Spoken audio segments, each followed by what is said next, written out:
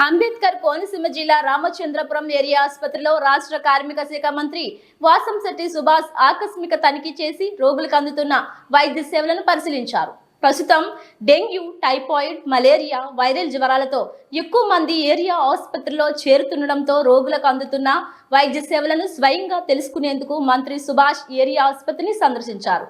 రోగులకు అందుతున్న వైద్య సేవలను మంత్రి అడిగి తెలుసుకున్నారు.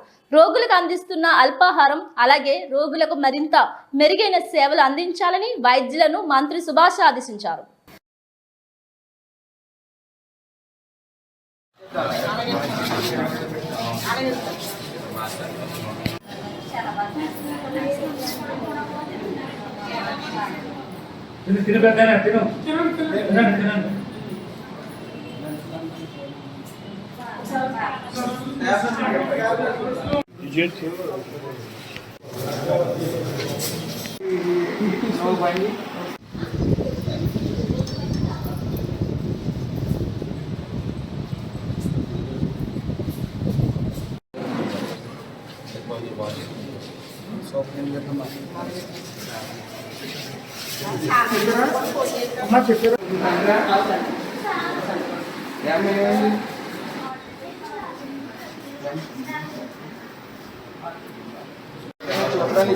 చెప్పారు